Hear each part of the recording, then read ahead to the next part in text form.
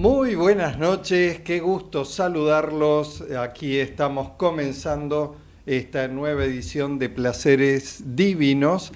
Hoy, dentro del contenido del programa, nuestro invitado de lujo, que ya está en línea telefónica, es el enólogo Ángel Mendoza, a quien tenemos el gran gusto de saludar. Hola Ángel. Muy buenas noches, Esteban. Muy buenas noches a los wine lovers o los amantes de placeres divinos. Esperemos pasar un lindo momento con tus oyentes.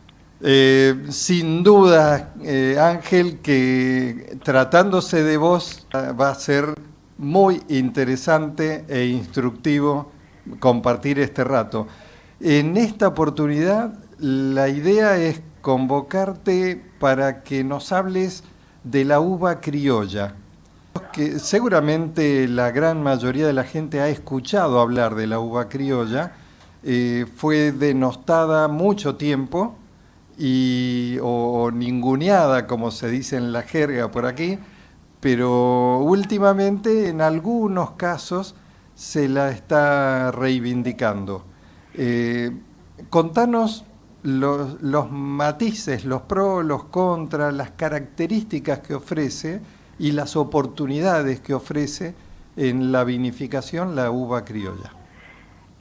Bueno, Esteban, reflexiones más, reflexiones menos, se entiende por uvas criollas o por ahí hispánicas o hispanoparlantes. Bueno, hay algunas historias que tiene esta uva desde los comienzos de la colonización, es decir, de la llegada de Cristóbal Colón a América. Los españoles vinieron con la cruz y la espada, y los sacerdotes siempre tuvieron que recurrir al vino a su gran acción de fe, el milagro de la comunión, la Eucaristía, el cuerpo de Cristo, la sangre de Cristo, con lo cual una variedad que sería el papá de estas uvas, creo que se llama Listán Prieto, Listán Picudo, una variedad que ha venido de Islas Canarias, de los últimos puertos donde navegaba Colón.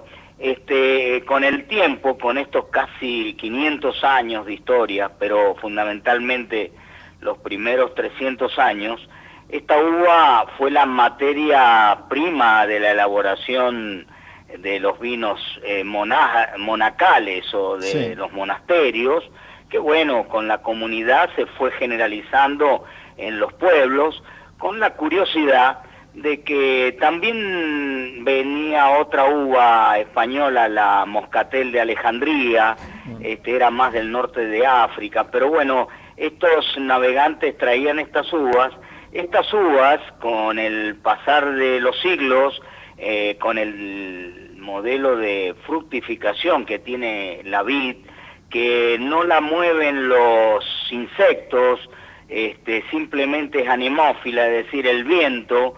Cuando uno pone una viña de Listán Prieto y al lado tiene otras plantas de Moscatel de Alexandría o de Alejandría, el viento puede llevar el polen de una de los racimos de Moscatel de Alejandría a los racimos de Listán Prieto y al revés.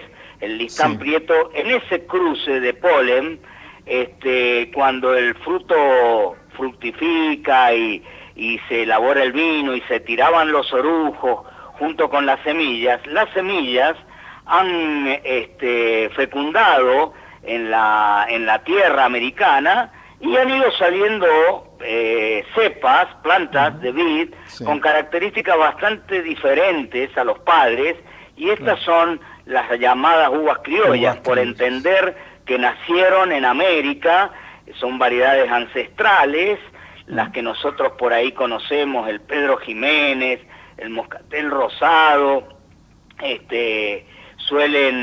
son hijas de estas cruzas de polen que se han dado a través de los años, los vientos, los viñateros y los productores inquietos que normalmente descubrían estas plantitas que habían nacido de enterrar las pieles, los orujos, las semillas, y como cosa curiosa de 400 años prácticamente, 300 pongamos promedio, esos viticultores armaban unos hermosos parrales, el parral típico el parral casero, sí, y justamente aprovechaban y ponían estas uvas que iban viendo que salían, y salían racimos grandes, ricos, y así se ha generalizado la proliferación de casi 50 variedades de criollas, a cuenta de estos cruces de polen que se han ido dando a través del tiempo y a través de los distintos pueblos, con lo cual, primera reflexión, que creo que estamos llevando todavía ventajas de que desde la colonización Argentina bebe más vino criollo que vino francés, entendiendo de que tiene casi 300 años, pongámosle 1600, 1500, sí, al 1850, cuando llegó aquí este francés famoso Miguel Puget, sí, y llegó el paradigma francés, aquí los políticos, Sarmiento, todo esto, quisieron emular este paradigma francés. Quiere decir que de 1850, pongamos, al 2019 estamos teniendo unos 150 años de paradigma francés, pero sí, lo que nos hace a nosotros la genética de nuestros abuelos y pretéritos habitantes criollos de Argentina han tomado mucho vino criollo. Claro. Y Ángel, en esta aclimatación ya después de tantos años de estar coexistiendo en el territorio y en las características intrínsecas que tienen estas criollas, ¿qué potencial, cuáles son sus fortalezas como para explotar y desarrollar en vinos? Bueno, a través de estos años y a través de digamos, de técnicas precarias o empíricas, siempre se tuvo un resultado no tan digamos, emocional con estas uvas. Siempre terminaron siendo vinos plebeyos, sí, para decir así, a pesar de que hay una uva llamada criolla chica que hace un vino tinto clarete, digamos, un tinto, sí, liviano muy, muy rico, sí, que los enólogos jóvenes, las bodegas jóvenes, en la búsqueda de nuevos productos y en particular esta manera divertida de tomar vino joven, fresco, frutal, estas uvas comienzan a tener un lugar, en particular cuando se llevan a bodegas con vanguardia tecnológica, claro, cuando la bodega es media, digamos, que todavía precario, tiene la moledora de los abuelos. Esta uva entrega gustos amargos, claro, si las temperaturas de fermentación, etcétera. Así que la vanguardia tecnológica contemporánea les ha hecho volver a un momento de gloria en este estilo de vino joven, moderno, que es el que se vende durante el año. No hay que esperar un vino de guarda de estas variedades, porque estas variedades por lo general no son tan jugosas como las francesas, sino que son muy pulposas, y entonces tienen poca acidez, a pesar de que a través de estos 300 años han alcanzado resistencia a la salinidad, han tenido resistencia a la filoxera. Es una planta bastante noble y muy rendidora, con lo cual yo también te diría, Esteban, que actualmente un 40%, si no es un poquito más, de las hectáreas cultivadas en Argentina pertenecen a estas variedades llamadas criollas, de manera que juegan un papel preponderante en la elaboración de los vinos de Tetra Brick, los genéricos y los finitos. Estos vinitos sin apelación varietal normalmente todavía se aprovechan, y estas uvas criollas hoy tienen un destino económico muy interesante, que es la producción de jugo de uva concentrado, que se exporta y tiene hoy un valor, un commodity bastante interesante para la industria. Que bueno, no estamos pasando el mejor de los momentos, pero esta uva ha permitido tener un destino de mosto concentrado que tiene, el mundo está cambiando la manera de edulcorar los jugos, y entonces tienen impuestos diferentes las fábricas que hacen jugo cuando ocupan al mosto de uva como edulcorante, así que es un commodity que compite con el precio del azúcar y compite con el precio de la glucosa, pero tiene la ventaja de ser más sano o tener menos intervención química como la tienen esos otros edulcorantes. Así que tiene hoy un destino y una posición bastante interesante, Esteban. ¿Y considerás a lo que apunta un poco para informarse mejor aquellos que no estamos en el día a día metidos en la industria, en el trabajo de la bodega y de la viña? ¿Considerás que en las regiones que tradicionalmente han sido productoras de volúmenes como clásico San Juan, por ejemplo, San Juan o el este mendocino, que tal vez no es que es una cosa o la otra, sino una cosa si quieren y la otra, con respecto a dedicarse a las uvas finas francesas que tienen su atractivo y su característica, para estas zonas que recién mencionábamos, tal vez sería interesante explorar un poco no es que no lo tengan, tienen en abundancia, pero el tema de tratarlas mejor. Por eso, cuando la bodega tiene vanguardia tecnológica, que cuando decimos vanguardia tecnológica, primero que tiene un enólogo talentoso y segundo que tiene inversión en acero inoxidable, en control de temperatura, en máquinas modernas de vinificación, prensa sobre todo, la hacen hablar en inglés. Es decir, yo creo que hoy ya podemos estar distinguiendo en el mercado, no me pidas que te diga las marcas, pero ya podemos estar teniendo unas 10 marcas de vinos que ya hacen, digamos, muestran con mucho orgullo que son de la variedad criolla, o criolla chica, o otras con la variedad que le llaman cereza, o moscatel rosado, o Pedro Jiménez. El Pedro Jiménez es un vino sumamente atractivo cuando se hace cosecha temprana y se consigue cosechar con un poco más de acidez, con un poco menos de azúcar.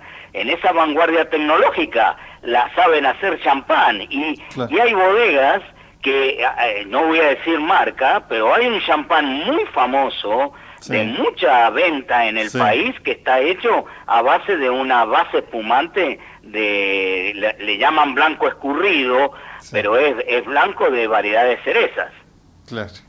Ella tiene un lugar y, como digo, hasta tiene todavía prevalencia histórica. Los argentinos han tomado más vino criollo que vino francés. Y en general, a igualdad de condiciones, bien tratadas, ¿tiene costos parecidos a los cepajes nobles franceses, costos de producción, o es un poco más rendidora? No, esta tiene un rinde muy interesante cuando el viñedo está bueno. Ahora tenemos otro problema en esta variedad, que por el precio más depresivo, el poco aliento de la vitivinicultura, los viñedos están un poquito envejecidos, están un poquito, y ahí es donde comienza a tener después algunos, incluso ya hay alguna bodega o enólogo diseñando un viñedo en Las Compuertas, en Luján, de uva criolla chica, es decir, entendiendo que comienza a tener la uva criolla chica, no le envidia al mejor Pinot Noir argentino, cuando lo hacen con toda la expresión. Pero son vinos livianos, hay que tener siempre, reparar de que no vamos a conseguir personalidad y cuerpo y longevidad posiblemente en este grupo de uvas. Su estructura es un poco,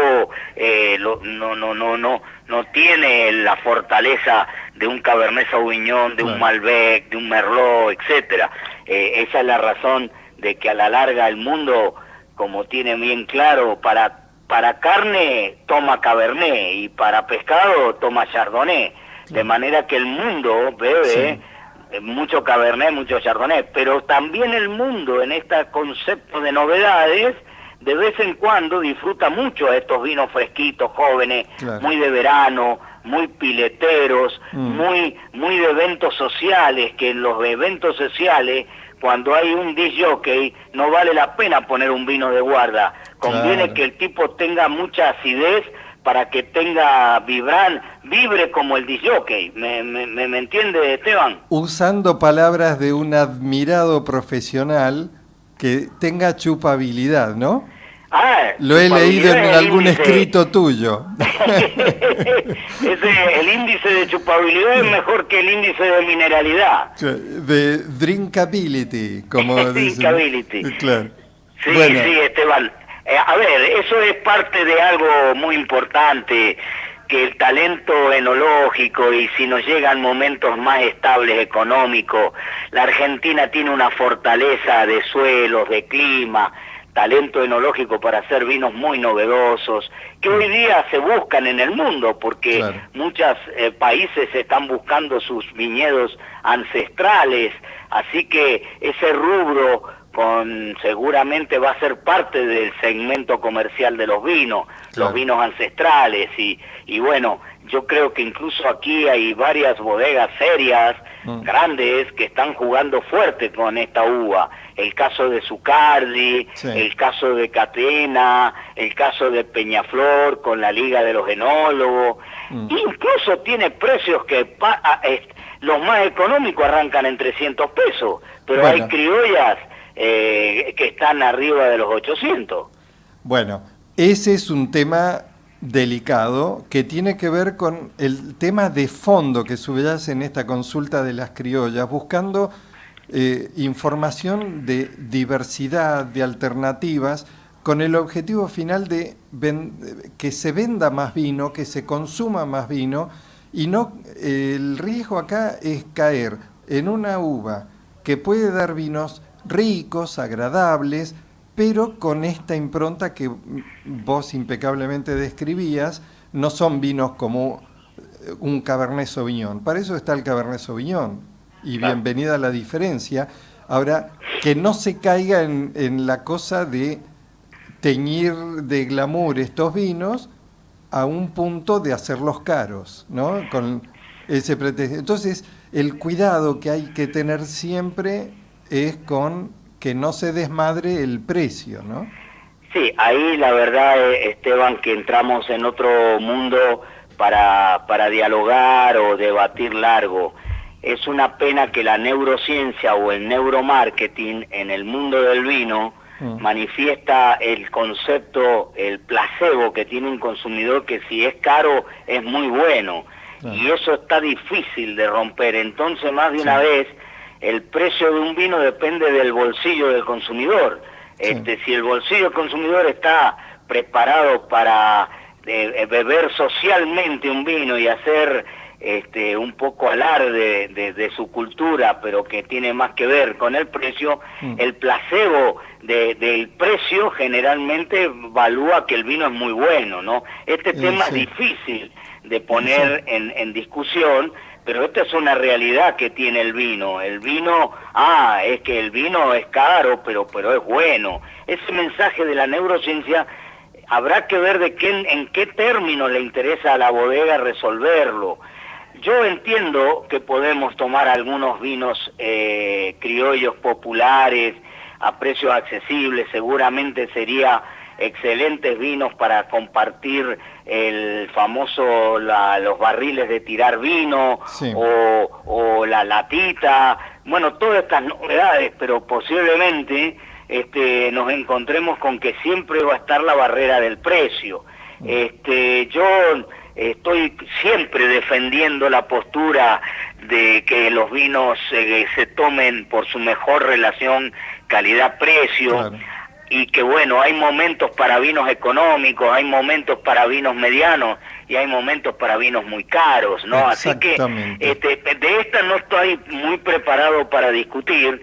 Yo también comparto contigo que sería una pena que una uva criolla esté haciendo un vino equivalente a algún buen Cabernet o un noble Cabernet Sauvignon, porque no serían comparables dentro de esa cultura.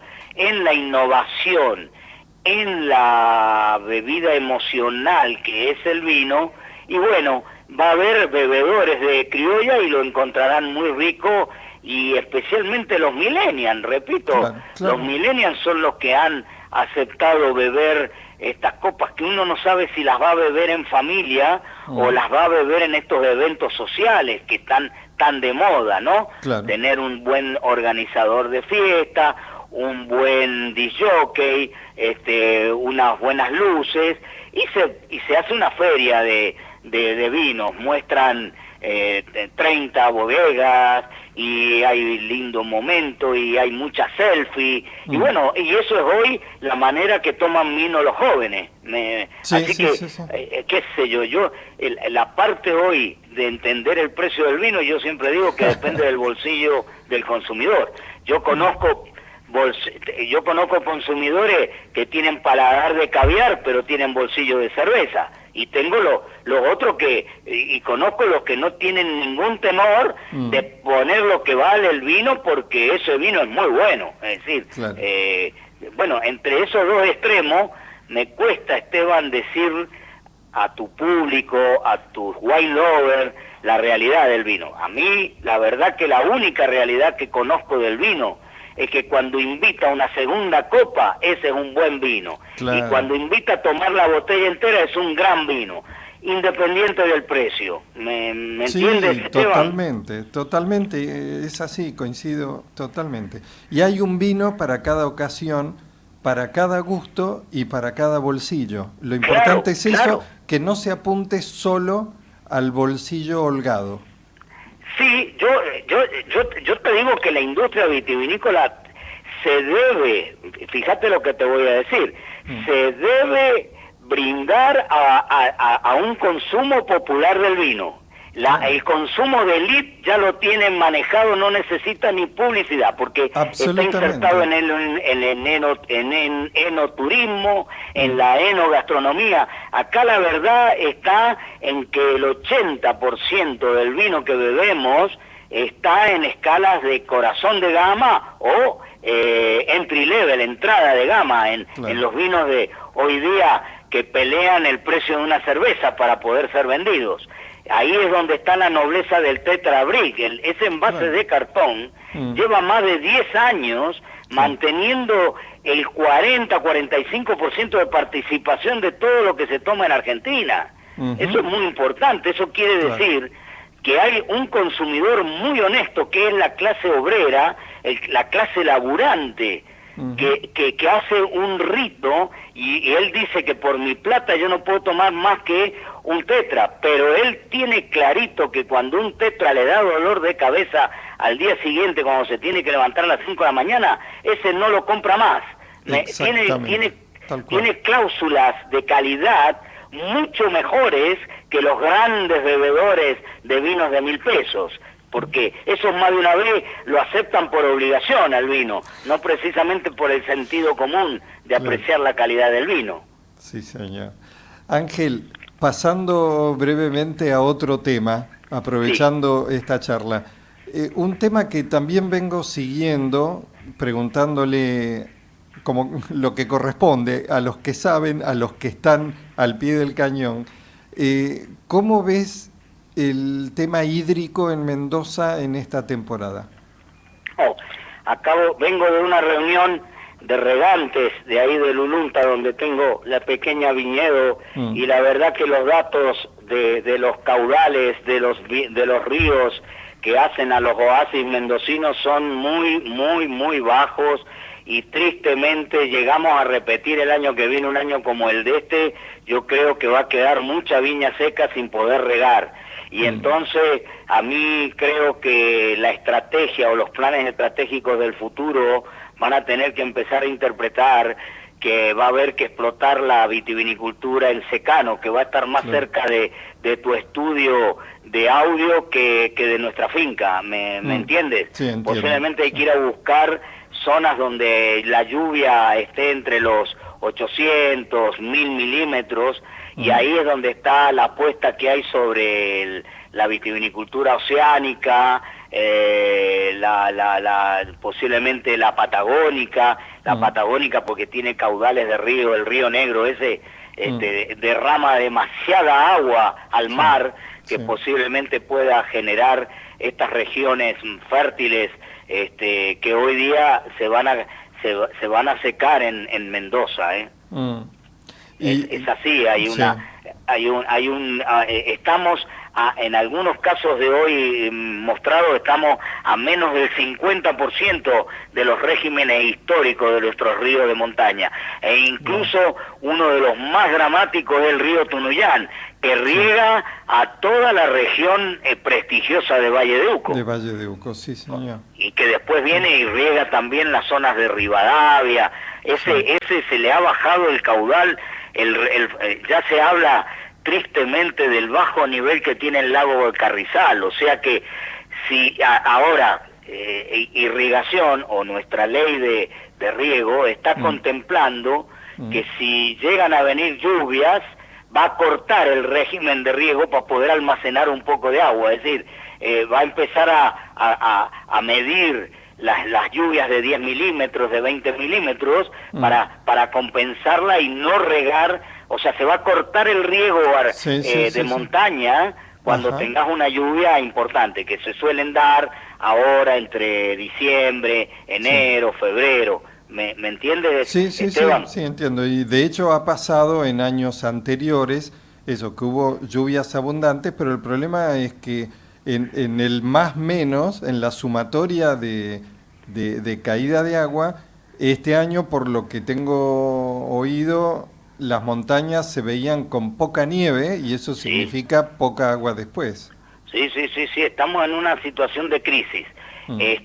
Lo que sí, curiosamente, suelos profundos como los que tenemos en Lulunta y como hay en Agrelo, posiblemente podamos mantener la corta de riegos, es decir, porque lo que pasa es que a medida que va madurando la uva, va necesitando una tasa de evapotranspiración, que si no la tiene, vienen los problemas que generalmente pasan hoy en Europa con la viticultura en secano, que en el último periodo no tienen agua y se les seca la uva, y eso, entonces, yo estoy observando, por ejemplo, en Lulunta, que la primavera ha sido brillante, está vigorosa, da la idea, como estamos en plena floración, después de la floración nosotros le vamos a tratar de cortar un poquito el agua y lo vamos a almacenar para ver si se la damos en el momento que la va a pedir, en el embero, en la maduración. Eso también hay otro tema, que me parece que está toda la ingeniería agronómica estudiando esta viticultura de precisión y cómo manejar los riegos, donde el riego presurizado que nosotros tenemos en nuestra pequeña finca, el riego por goteo, ese es una herramienta muy interesante para poder cubrir la crisis, ¿no? Porque esa se puede manejar con estudios previos de digamos, del perfil húmedo hídrico del suelo, y se le da más o se le da menos, eso sí que es interesante. Pero bueno, estamos en un momento difícil, Esteban, como vos dijiste. Sí, y para redondear esta charla, no quiero cerrarla sin recordar a la gente, porque no se deben perder aquellos que vayan a viajar en vacaciones y hagan enoturismo, la finca de la familia Mendoza, Domain San Diego, allí en Lulunta. Precisanos dónde están, a qué distancia, y de Mendoza capital como referencia, y recordarnos las líneas de vinos que están ofreciendo actualmente. Bueno, muchísimas gracias por tu gesto, Esteban. Nuestra viña, que tiene habilitado las visitas turísticas bajo reserva telefónica, etcétera, estamos más o menos a 30 kilómetros de la ciudad capital. Estaremos a 20 minutos por las carreteras se llega fácil y rápido, en el distrito es Lulunta, y es el distrito más sureño del departamento de Maipú. Bueno, nuestros vinos no tienen tantas innovaciones de criollas ni nada de esto que generalmente todo comprador de vino siempre viene a preguntarnos qué cosa nueva tiene Domén San Diego. La cosa nueva que tiene Domén San Diego es que lleva 30 años haciendo bien las cosas en sus vinos constantes. Yo Sí, creo que señor. lo que mejor hemos logrado ofrecer es la calidad sostenida, el estilo sostenido. Sí. Las modas pasan, los estilos quedan. Son vinos de guarda donde Paradigma tiene la característica de ser sin el proceso de crianza en madera, simplemente acero inoxidable y botella, y pura sangre. Ambos son cortes de vino, no son Sí. varietales, donde prevalece el Malbec, pero usamos Cabernet Sauvignon y Cabernet Franc, que para mí son la espina dorsal de los vinos de guarda. Sí. Siempre un Malbec ensamblado con Cabernet Sauvignon, Cabernet Franc, tiene más longevidad, tiene más tiempo de guarda. Y se lleva muy bien. Y en espumantes, porque nuestra viña tiene muchos olivos consociados Sí. al estilo que lo hacían los primeros inmigrantes nostálgicos de su Europa. Fueron poniendo olivos entre la viña para aprovechar los espacios.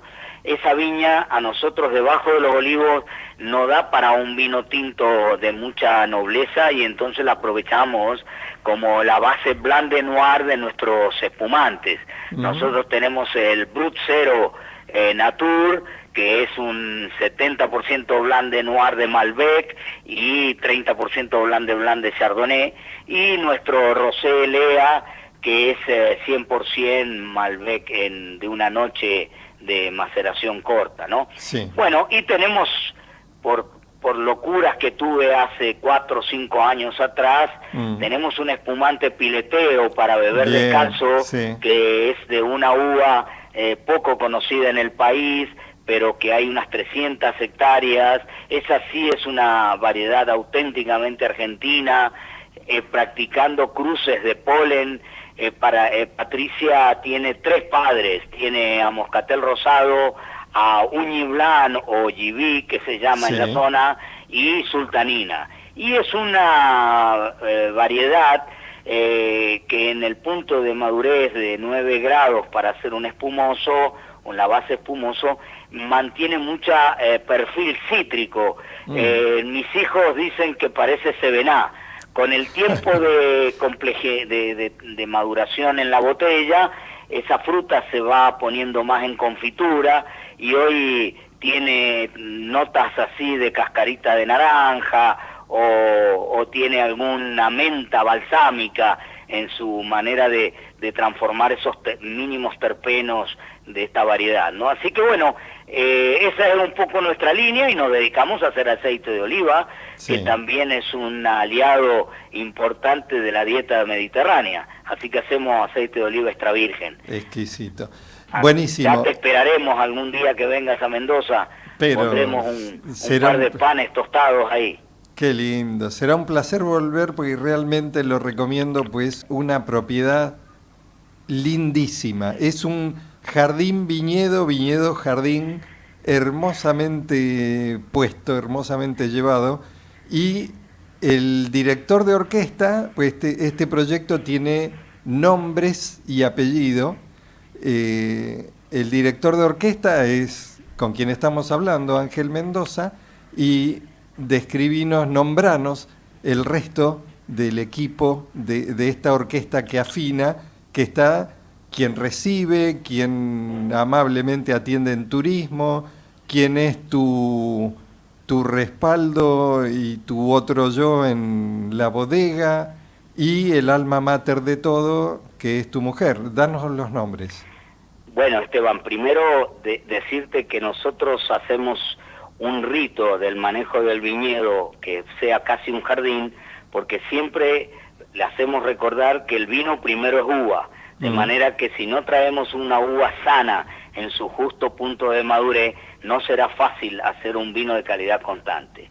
Pero por supuesto que si bien el vino primero es uva, la uva primero es gente, y esa gente hoy son 5 miembros. Sí. Voy a empezar por el sutil poder femenino que tiene esa empresa, Sí. y yo siempre recomiendo tener ese sutil poder femenino en las empresas vitivinícolas, que es mi esposa, que supo aguantar con mucho esmero, con mucha dedicación, con muchísimo amor, la locura o mi sueño, y entonces sacrificamos fines de semana, vacaciones, en estos 30 años para poder llevar adelante este proyecto, en el que después se unieron, porque disfrutaron del oficio, 3 hijos. Juan Manuel Mendoza, electromecánico, encargado de todo el mantenimiento de las maquinitas, las máquinas, nosotros son maquinitas, no máquinas para nosotros, y el mantenimiento eléctrico y la logística de trabajo. Lucas Mendoza, que es el licenciado en enología como el padre, es el verdadero amante, muy entusiasta con todas las de la ley para hacer un vino muy correcto, muy disciplinado, también muy romántico porque es batero, sí, le encanta el rock, nosotros músico, sí, usamos el heavy metal en el proceso de vinificación porque él demostró que la onda corta del heavy metal pone en zona de confort a las levaduras, y yo siempre le digo que no, a lo que nos pone bien es a nosotros. Pero bueno, ese chico bien, y nuestra hija María Laura, encargada del diseño de nuestra etiqueta, de los folletos, y ella ha tomado con mucho amor la entrevista turística porque ha estudiado inglés y portugués, sí, y entonces podemos, porque claro, hoy en Mendoza se habla más portugués que mendocino, Esteban. Sí, sí. Que bueno, y mucho inglés, porque esta Mendoza está haciendo, yo pienso que Mendoza es un pedazo de Burdeos en América, y entonces toda esa cosa linda que vibra a través del vino, los mendocinos transpiramos vino, y al transpirar vino sos un tipo cordial, simpático, hospitalario, y eso creo que hoy está siendo un gran símbolo del enoturismo. Así que gracias, Esteban, y muchísimas gracias a los oyentes que me han aguantado. ¿Qué ha aguantado? Yo, mira, mientras te escuchaba y como cierre estaba pensando en un poco compartir el hecho de que creo que todos han podido comprobar una vez más lo agradable y lo bueno que es escucharte, y cómo este tiempo ha pasado tan fluido a pesar de que hemos charlado a pico seco. Qué pena esa, Qué pena. Pero bueno, ya va a haber oportunidad de remediarlo. Ángel, un abrazo grande, gracias por este tiempo, gracias por todo lo que vienen haciendo junto con tu familia, y bueno, vos, como decía antes, director de orquesta, y dedicación final para todos ustedes, y en particular a Lucas, el tema que por ansiedad de tenerte rápido hablando, no pasamos al principio, que es Steve Vai, con ese dúo de chelistas bien virtuoso que son 2 chelos, wow, y que es un clásico tema, que es Autopista al Infierno, Highway to Hell, que es cuando están en la fermentación violenta, ¿no? Lo bueno, que sí, Esteban, yo te agradezco mucho y felicitaciones a tu programa, porque los comunicadores serios de vino han sido grandes protagonistas anónimos de la calidad y del desarrollo de esta industria vitivinícola argentina. Y sos bastante gran protagonista porque tu programa incluso es muy equilibrado, por supuesto que manifiestan las pasiones de quienes hacen vino, pero está con mucho equilibrio. Así que felicitaciones y muchas gracias por invitarme. No, el agradecido soy yo, realmente un placer. Yo repito siempre en estos casos, contento como perro con 2 colas por haber disfrutado este rato contigo, y creo que la gente también. Abrazo gracias, grande, que estés muy bien. Felicidad y feliz fin de semana. Bien, ha sido Ángel Mendoza, huelgan las palabras, un grande de nuestra vitivinicultura.